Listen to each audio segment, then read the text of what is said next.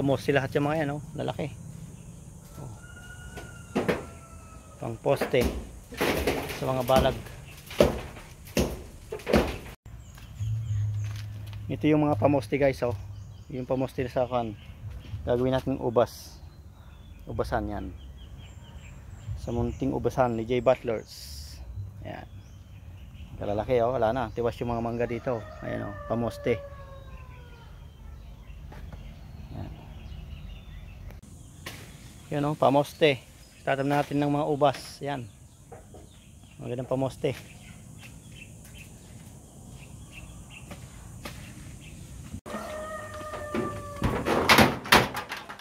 Ayun. Mabigat pa, mabigat. Ay, ito. Sumalubong na. Sumalubong na naman yung mga kuwan, oh, sundalo. Oh. Ayan, naghuhukay na guys, oh. Yung babalagan natin para sa ubas. Oh.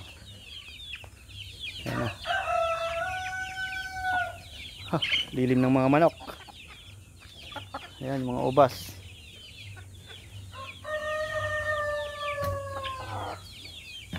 Ay, kasi yung dalawang ganon, latag.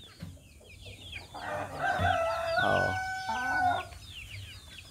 Ano ba yung pinakamahabang one? 7 feet yata. Ah, pwedeng postehan pa rito, no? Para matibay. Kawayan na lang. Masyado lang pa eh. Masyado lang mabigat. Ano ba yung style nito? Flat lang sa ibabaw na gano'n? Kala ko nag-ganon pa. Pwede na lang. Parang yung latag ng buwan. Gagawin natin ng pagalaw. Panawin ba yung ka? Yan na guys, oh. Oh, naghukay ng mga poste. Ayan. Isang araw pa. Mababalagan na to. Para matam na natin mga ubas. Ay, pwede palang itanim sa gitna eh. Yung ubas, no? Para kumalat na ganon. Sa gitna na lang, ano? Kasi dyan malulubog ng tubig. Hindi, dito sa mataas. Dito sa mataas. Yan, saka dito pwede. Oh, para kumalat. Yan na lang sa poste dyan sa gitna, saka dito. Oo. Ay, oo, yung sa pwesto sa gitna. Poste sa gitna, saka yung dito. Oo. Yan, huwag ka magtatanim dyan. Hindi, para may akyatan. Tutumag. Ay, kung na para sa baba, no? Lagyan na lang ng akyatan ay. Yung akyatan, isang latag na ganon. Hindi, madali lang naman. Gagawa lang ng hagdan na sala-sala. Ay.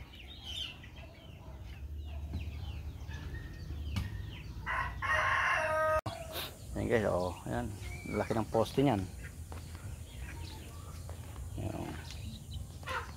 Pamoste pa lang yan. Para matibay.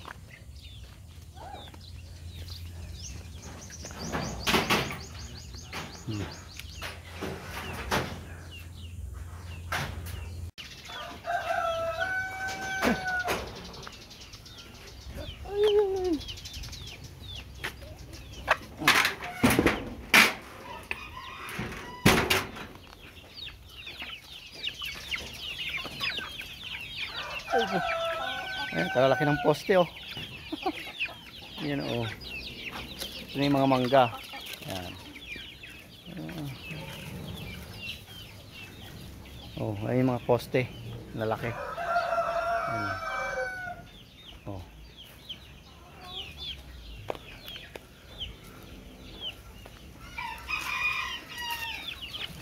Kukulit, ang kukulit.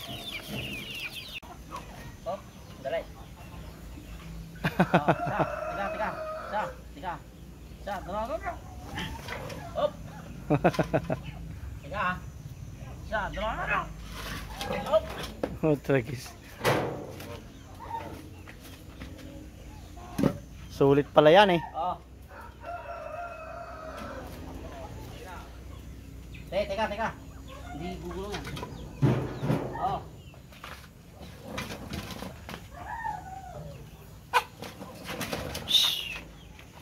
Okay.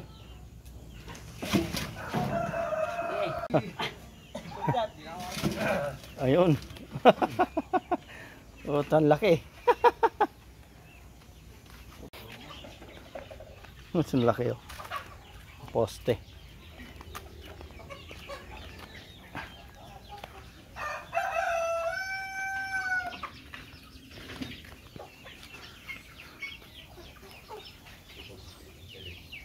nagtatrabaho ka. Ayan, sipag oh. Ayan, sipag ni Dave oh. Yan po dating sinisipon yan ngayon. Nagtatrabaho na. Gawin parang damara. Kalalaki. Ang poste no. Oh.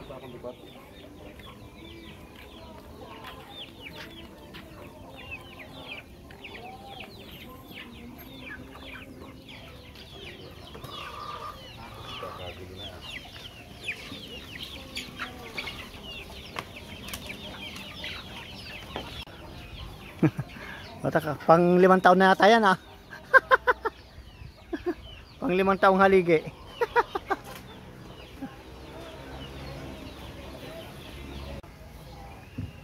Yan na guys oh. Oh. Ito na yung balag ng ubas natin. Ayan. Oh, yan. Ang long yan guys oh. Nalilim ng mga manok. Ayan, akyatan. Akyatan ng ubas. Ayan. Mahal din pala yung organic na kwan. Organic soil. 300 pala. 300 isang sako. Bumili ako kay MJ. Wala available. Diyan natin papakyatin oh. Pwede na tayo magtanim bukas guys. Ayan oh. Dito sana sa gitna eh. Oo, kasi tutubigin diyan eh.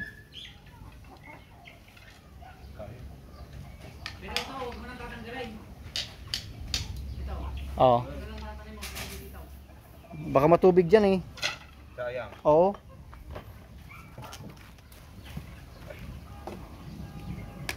Oh.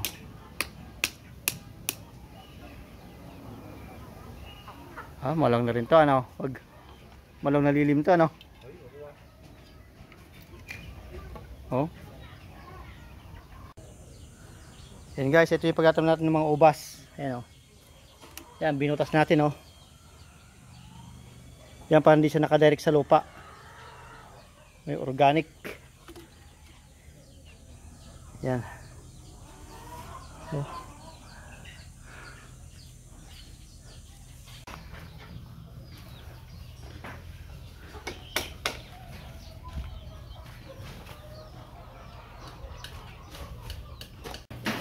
Are you Abby? Okay, so yan yung bioorganic fertilizer. Ayan. Alagyan niyo yung timba. Laki mo na. Buksan niyo yan. Bago sa'yo. Binte. Kunin mo ah. Halagyan mo ah. Dami. Sige. Ilan pong kakal? Sige. Sige pa. Marami pa organic dun, no? O, tama na. Apat. Ayan guys, oh, hindi namin dinarek sa lupa. Yan oh. Yung organic.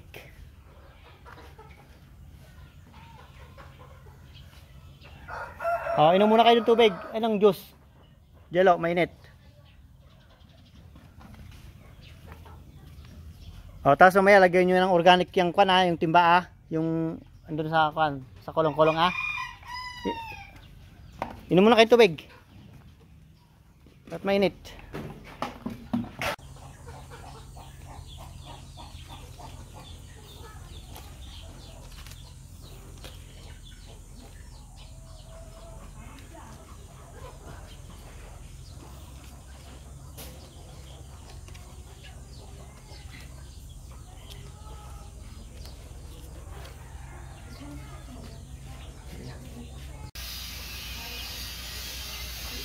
Ini guys, oh.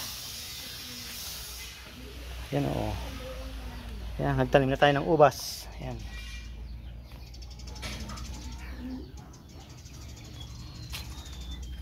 Oh. Ito ba, lalagyan mo na? So, ilagay nyo muna ng mga kwan. Pagkati-hatiin nyo para kwan. Baka kulang.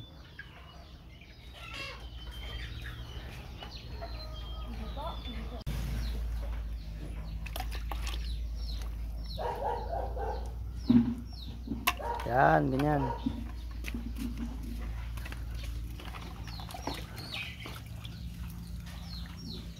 Pati mo wala na oh. Bumaba na yung tubig.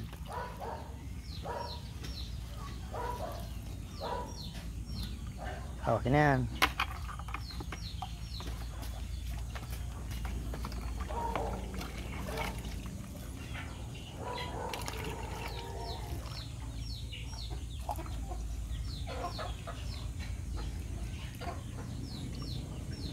Oh.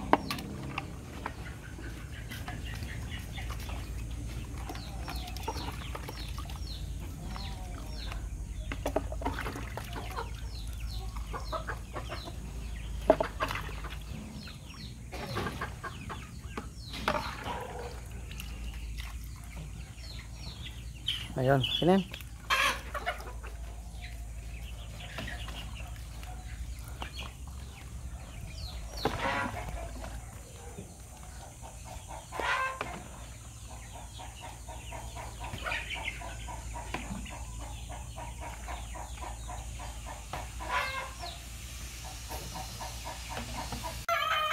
Yan na guys oh, malaki ni tanim natin ubas. Yan, gagapang na oh. Yan, magaganda sila. Ayan oh, kaganda oh. Ayan. Nagata ng sako kasi nga kukain ng mga manok. Ayan oh, magaganda na oh.